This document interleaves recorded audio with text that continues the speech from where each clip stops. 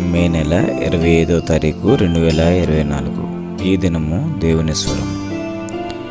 ఎఫెసీయులకు రాసినటువంటి పత్రిక 5వ అధ్యాయము 4వ వచనం.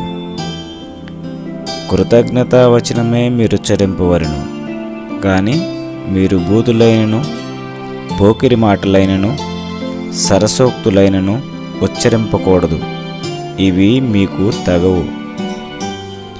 इफिसियों अध्याय 5 वचन 4. और ना निर्लज्जता, ना मूढ़ता की बातचीत की, ना ठट्ठे की, क्योंकि ये बातों सोहती नहीं, वरन धन्यवाद की सुना जाए. Ephesians chapter 5 verse 4.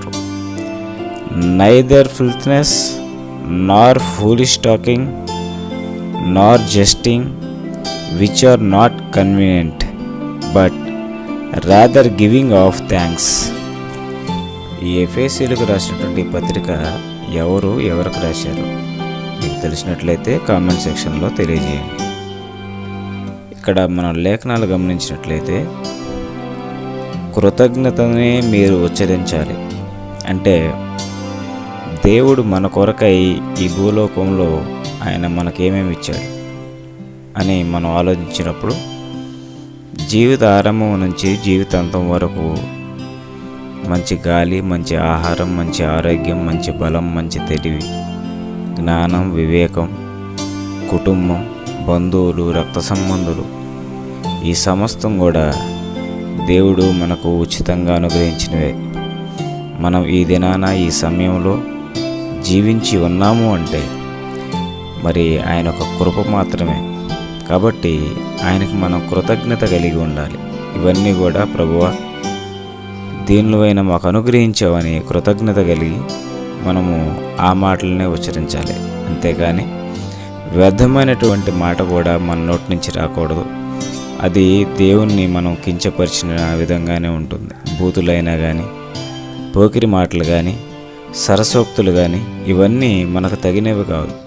దేవుణ్ణి స్తుతించేటువంటి నోటితో దేవుని రూపంలో ఉన్నటువంటి బిడ్డలను దూషించడం ఏమాత్రం సరైనది కాదు. దేవుణ్ణి పూజించేటువంటి ఇదే నోటితో మన సహోదరులను, మన తోటి వారిని నిందించడం సరైనది కాదు.